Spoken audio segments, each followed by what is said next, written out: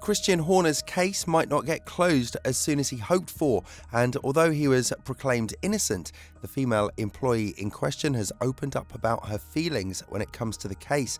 Toto Wolff has also weighed in on the question, and considering the feeling that the Verstappen family has on having Horner as their leader, it does bring a very big question to mind.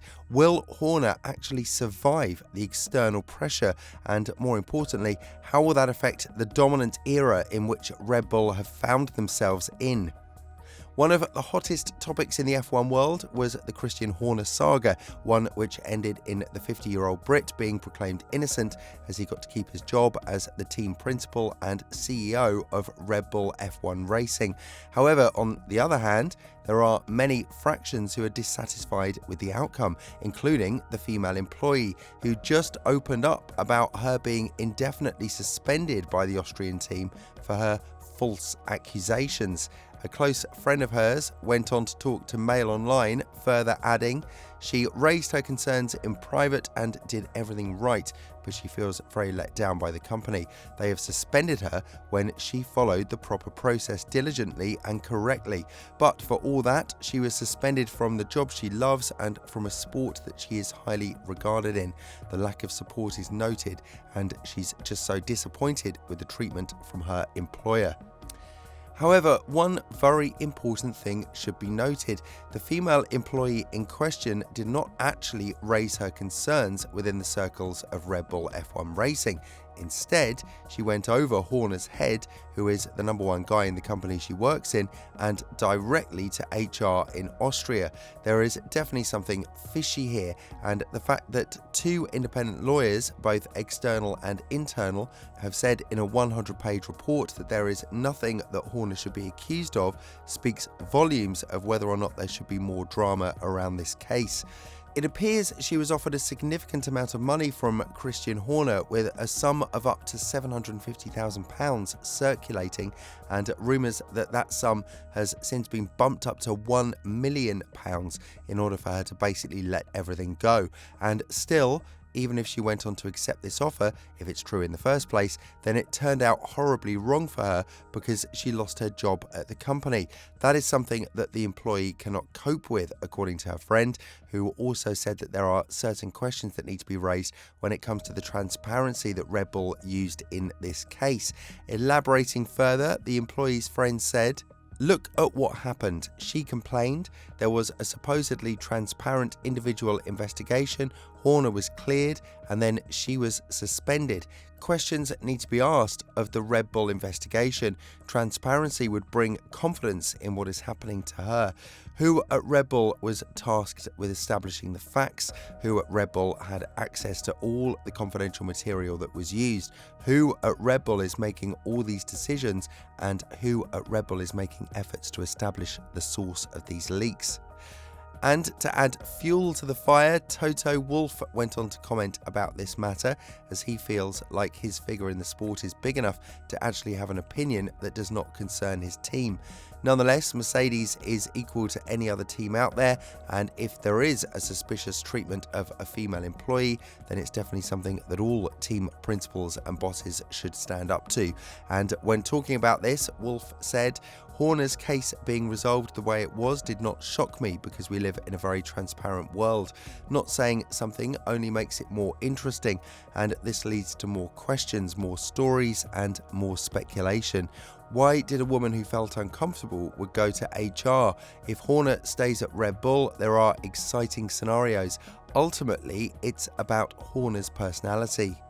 The moment I continue to question how this has been handled, I'm probably not doing any good to the whole issue, because then it could be seen as this just being about a power fight within F1. That is why it should not be in Red Bull's hands. It's a much bigger topic than that, and I don't want to diminish the whole situation by making it seem like the Mercedes guy is talking about the Red Bull guys." Obviously, the ownership situation in Red Bull has been quite relevant recently, mostly because the power shift happening between the Austrian and the Thai side has brought everything to light. The Austrian side owns 49% of the company, while the Thai-backed one owns 51%. All of this makes a very complicated situation when it comes to dealing with such complex matters, but what the female employee in question is very concerned about is the support that Horner received, which is from the majority of the shareholders from Thailand, has been sufficient for him to be proclaimed innocent, even though there is definitely something that he did wrong in the case. And on top of that, it's yet to be seen how Max Verstappen would act on this matter. Even though he expressed his willingness to continue the collaboration with Red Bull, Horner was more adamant that if somebody is not feeling welcome in the team, he is free to leave, and no human being is bigger than the team. But insiders from Red Bull said that they have quite the belief Horner portrays himself as the architect behind the Austrian team's success. Therefore, he notified everyone in the team that if they're not going to follow his orders, it's going to affect their positions in the team, which is a solid scenario to see the Verstappen family and Marko gone. And there are more claims against Horner, something that he can't basically control. Ones that start with the fact that F1 is a male-backed sport, and it would be very interesting to go deeper into what could a female employee possibly be complaining about in such an alpha male dominant area. A source that's very close to F1 and also knows the woman personally spoke to Mail Online about this matter, raising concerns about how this matter was solved and fixed with zero to no transparency at all.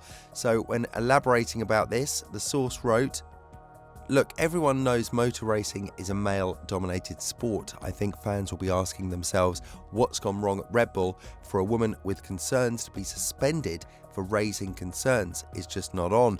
All it will do is discourage other women who may have had similar issues in F1 from coming forward.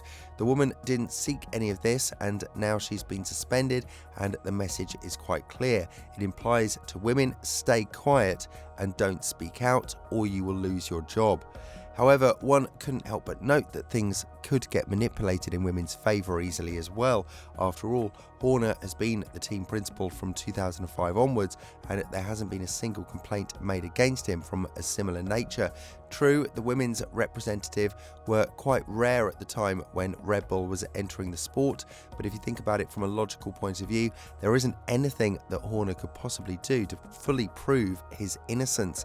This is something we've spoken about in previous videos. Even if he is proven innocent, which he was by the independent investigation, there will always be fractions of people who would believe in all sorts of conspiracy theories, not to mention the female employee in question appealing the decision of Red Bull and hiring a new law firm to pursue different results of the outcome. And that goes to show one thing: Horner will be the damaged side in this case. That's why if Horner was found innocent, the consequences for the female employee need to be a lot bigger, because she put the man's career at stake, and I don't really see any other way in which Red Bull could have solved this matter in a more professional manner. They hired an outside lawyer, an inside one as well, and they've kept everything covered for a couple of weeks. The report that goes for more than 100 sheets of paper goes to show that as well. Now, anything that arises from this case is merely a speculation, and it's safe to assume that people will be making all sorts of accusations based on theories that don't hold any water. But a side that is partially to blame for this is Red Bull, due to their lack of transparency throughout the entire process, as that has been pointed out by many big factors in the sport, including their current and future partners Honda and Ford. Honda commented that even though they're in the sport together with Red Bull as strategic and engine partners, they have zero to no idea what is going on behind closed curtains in Red Bull, and therefore they can't comment on the matter. On the other hand, Ford's CEO Jim Farley stated that he was disappointed that the transparency factor was missing in this case, because they have invested a lot in the future with Red Bull from 2026 onwards, which means that this is definitely going to hurt their potential trust once the right time comes. With this in mind, do you think that the female employee in question will win the appeal against Horner? And more importantly, do you think she's in the right to raise such concerns after the case was closed? Let us know your thoughts in the comments below.